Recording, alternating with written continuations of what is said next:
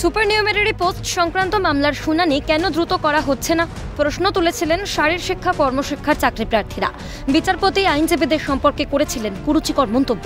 এবার তার ফল ভুগতে হলো হাতে নাতে। এসএসসির এসএলএসটির একটি মামলায় এক নির্দেশিকা দেবার পরই বিচার প্রক্রিয়ার ওপর কুরুচিকর মন্তব্য তুলে এবং আইনজীবী বিকাশ রঞ্জন ভট্টাচার্য সহ তার জুনিয়রদেরকে ঘিরে বিক্ষোভ দেখায় এসএলএসটির চাকরি প্রার্থীরা এবং তারপরই আদালত অবমাননার মামলা রুজু হয় কলকাতা হাইকোর্টে। তৈরি হয় 3 জাজের ডিভিশন বেঞ্চ। চাকরি প্রার্থীদের এহেন কর্মকাণ্ডে বিভৎস রুষ্ট আদালত সাফ জানিয়েছে বিষয়টিকে আদালত ক্রিমিনাল কন্টেম্পট হিসেবে দেখছে। অভিযুক্তদের মধ্যে যে 3 জনকে চিহ্নিত করা যাচ্ছে না তাদেরকেও খুঁজে বের করার নির্দেশ দিয়েছে আদালত।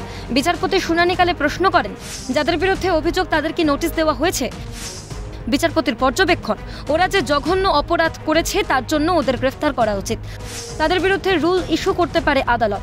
যদিও আদালত অভিযুক্তদের একবার আত্মপক্ষ সমর্থনের সুযোগ দিয়েছে। বিচারপতি অরিজিৎ বন্দ্যোপাধ্যায়, বিচারপতি সব্যসাচী ভট্টাচার্য এবং বিচারপতি রাজশ্রী ভরদ্বাজের বৃহত্তর বেঞ্চের নির্দেশ, অভিযুক্তদের নোটিশ দিতে হবে। 14 দিনের মধ্যে আত্মপক্ষ সমর্থনে তাদের বক্তব্য জানাতে হবে। কলকাতা পুলিশ কমিশনারকে অভিযুক্তদের চিহ্নিত করতে হবে। ওই দিন বেলা 3টে থেকে রাত 9টা পর্যন্ত ওল্ড পোস্ট অফিস ও কিরণ শঙ্কর রায় রোডের সিসিটিভি ফুটেজ সংরক্ষণ করতে হবে। পুলিশ রিপোর্ট জমা দেবে 19শে মের মধ্যে। রিপোর্টে অভিযুক্তদের চিহ্নিত করে উল্লেখ করতে হবে। হাইকোর্ট চত্বরে যাতে আইনজীবীদের নিরাপত্তা বিঘ্নিত না হয় তা লক্ষ্য রাখবে পুলিশ কমিশনার। মামলার পরবর্তী শুনানি আগামী 19শে মে। শুনানির পর বিষয়টি নিয়ে ক্ষোভ উগরে দিয়েছেন আইনজীবীরাও। হাইকোর্টের রেজিস্ট্রার জেনারেলকে পার্সোনালি দায়িত্ব দেওয়া হয়েছে। তারা কমপ্লায়েন্স রিপোর্ট, সেই কমপ্লায়েন্স রিপোর্ট নেক্সট যে অ্যাডজন ডেট রয়েছে সেই অ্যাডজন ডেটে সেই কমপ্লায়েন্স রিপোর্ট তারা আদালতের কাছে জমা দেবেন। কুণাল ঘোষ, এনার অনেক দিন ধরে হাইকোর্ট অভিযান করবার ইচ্ছা হয়েছিল। এনার অনেক দিন ধরে হাইকোর্টের একটা সাংবিধানিক প্রতিষ্ঠানকে বিভিন্ন রকমভাবে মেলাইন করার ইচ্ছা হয়েছিল। ইনি হাইকোর্ট অভিযানে আসছিলেন, একটা সময় নেতৃত্ব দিচ্ছিলেন। এনার অনেক ইচ্ছা ছিল সাংবিধানিক আদালতকে প্রশ্নচিহ্নের সামনে দাঁড় করানো। আপনি আসুন, এসে আদালতের সামনে নোটিশটার এবার উত্তর দিয়ে যান। এই যে একটা ফৌজদারি আদালত অবমাননার যে বিষয়টা, অর্থাৎ ক্রিমিনাল কন্টেম্পটের বিষয়টা, সেটা আদালত বললেন যে আদালত প্রাইমা ফেসি স্যাটিসফাইড। কমিশনার অফ পুলিশকে বলা হয়েছে যে একটা রিপোর্ট প্লেস করার জন্য বলা হয়েছে।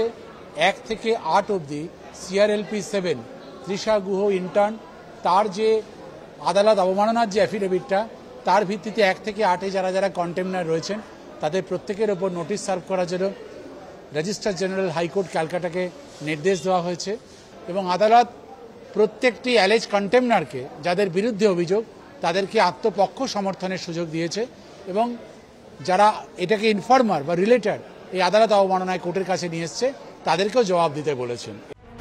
অভিযুক্ত চাকরি প্রার্থীরা হাইকোর্টে হলফনামা দেবেন ঠিকই, তবে আদালত তাতে সন্তুষ্ট না হলে হতে পারে রুল জারি। কলকাতা হাইকোর্ট গুরুত্বের সঙ্গে মামলাটি পর্যবেক্ষণ করছে।